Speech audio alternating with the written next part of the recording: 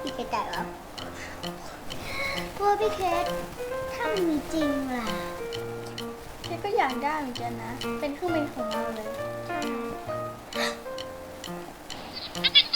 โอเคแดดดี้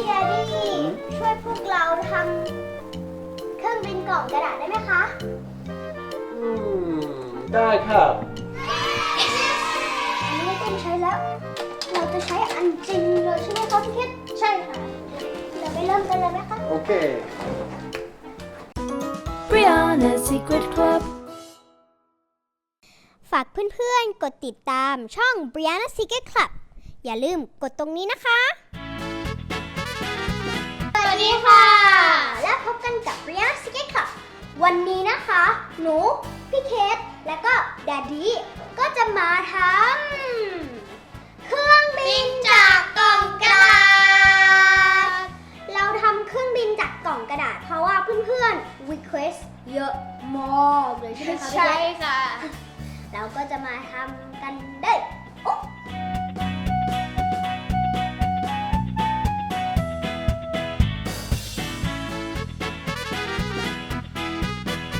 ตอนนี้นะคะเราก็กำลังทำส่วนหัวเครื่องบินนะคะ นี่ค่ะ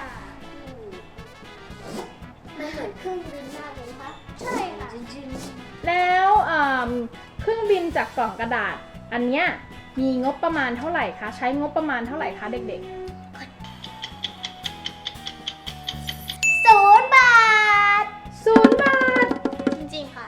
ทำไมอ่ะ เพราะว่าเรารีไซเคิลแล้วก็ใช้กล่องที่เราทำ ที่เรามีอยู่ ใช่ค่ะ แล้วก็นะคะเราก็มีเราไปร้านหนึ่งเขาก็ให้กล่องกระดาษฟรี ฟรีเลยเหรอ ฟรีด้วย โอ้โห ใจดีมากเลย มันก็เลย0 บาท 0 บาท โอเค งั้นเดี๋ยวเราทำต่อกันเลยเนาะ โอเค โอเค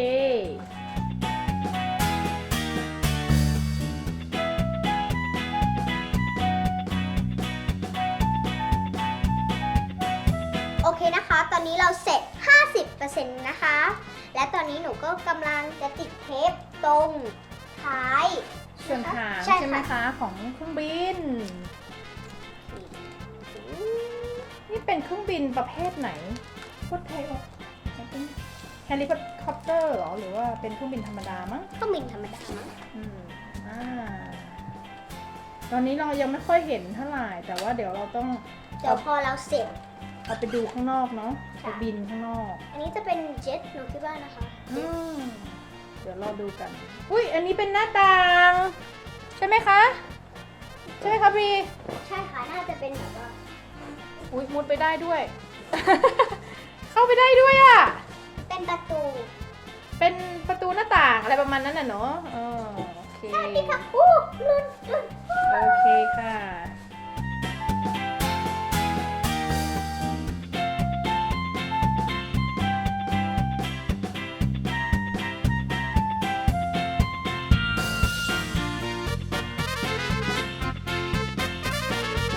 นี่นะคะหางเครื่องบินเสร็จแล้วแต่ข้างหน้าแล้วก็ตรงนี้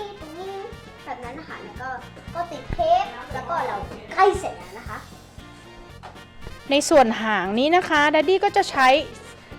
เชือกนะคะยึดไว้เพื่อที่จะให้หางเนี่ยนะคะ มันแข็งแรงค่ะเด็กๆ สวยงามมาก ใกล้เสร็จแล้วค่ะ นี่นะคะเครื่องบินของเราเสร็จ 85% แล้วนะคะเดี๋ยวก็จะมีแปะ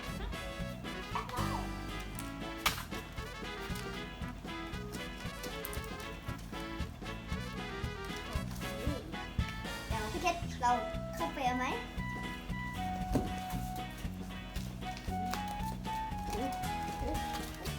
สวัสดีค่ะ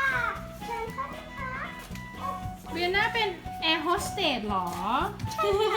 เข้าไปได้เลยค่ะ เครื่องบินลำนี้พิเศษเนาะหมาเข้าได้ด้วยอ่ะ ขอให้มีขึ้นขอให้ไหลพร้อมที่จะออกเดินทางแล้วค่ะ จะไปไหนกันคะ 3 2 1 จบเสร็จแล้ว แล้วนะคะ แต่เราต้องเอาเครื่องบินออกไปข้างนอกแล้วก็ไปใส่ปีกนะคะ เครื่องบินมีปีก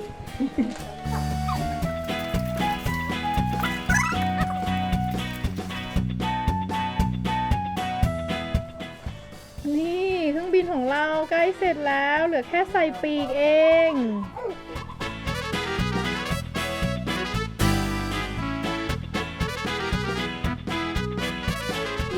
สุดยอดมากเลยค่ะเครื่องบินของเราใกล้เสร็จแล้ว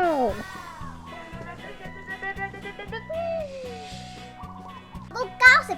99% เสร็จแล้วนะคะ ตอนนี้เราก็แค่ต้องเขียนชื่อแอร์ไลน์นะคะ อันนี้นะคะมันก็เรียกว่า BSC Airline นะคะ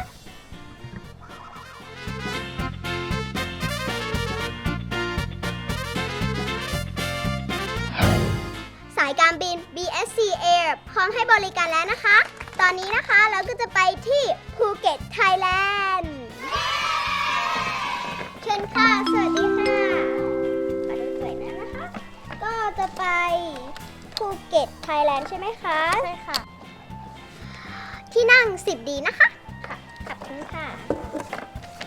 เดี๋ยวหนูก็เอาอันนี้ไปก่อน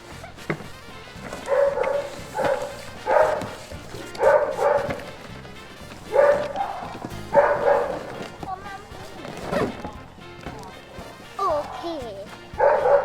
คนต่อไปคะ คนต่อไป ตัวต่อไปนะคะ ขอบคุณค่ะ9 ดีใช่ไหมคะ ขอบคุณค่ะ โอเค อุ๊ยลืมกดอึ๊บได้มีอาหารโอเค มีอาหารไหมคะ อ๋อ มีค่ะ เดี๋ยวขอไปเอาก่อนนะคะหนูขอให้ทุกท่านปิดมือถือด้วยนะคะ อ๋อ โอเคค่ะ ขอบคุณค่ะ ได้เวลาเสิร์ฟอาหารแล้วนะคะ เอาอาหารไหมคะ เอาค่ะ โอเคค่ะ เอาไหมคะ เอา2 อันเลยเนาะ ค่ะ แล้วจะไปกันเลยไหมเลย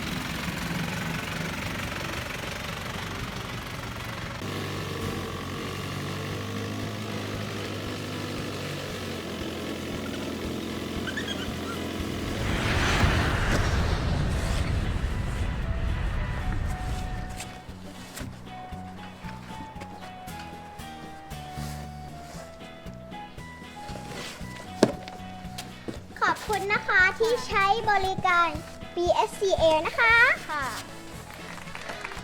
บ๊ายบาย มีความสุขนะคะ ค่ะ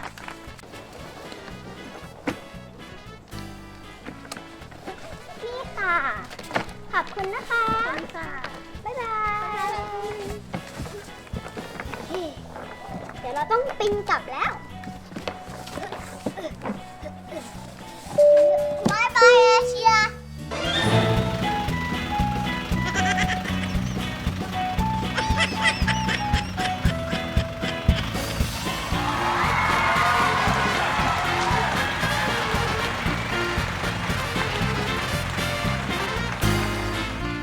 ก่อนที่เราจะลาไปนะคะพี่เคนมีคำถามให้เพื่อนๆนะคะ สายการบินนี้นะคะ พาผู้โดยสารไปจังหวัดอะไรนะคะ อย่าลืมคอมเมนต์ในล่างด้วยนะคะ อย่าลืมกดไลค์ กดแชร์ด้วยนะคะ อุ้ยหนูเกือบลืมเลยนะคะ และถ้าเพื่อนๆอยากให้เราทำอะไรกับกล่องกระดาษอีก อย่าลืมคอมเมนต์ด้านล่างด้วยนะคะ บ๊ายบายโอ้กดไลค์กดแชร์กันเราต้องไปแล้วเอาบ๊ายบายเดี๋ยวเจอกันคราวหลังนะบ๊ายบาย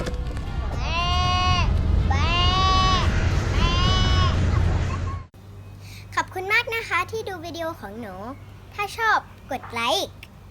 และก็อย่าลืมกด Subscribe นะคะ บ๊ายบาย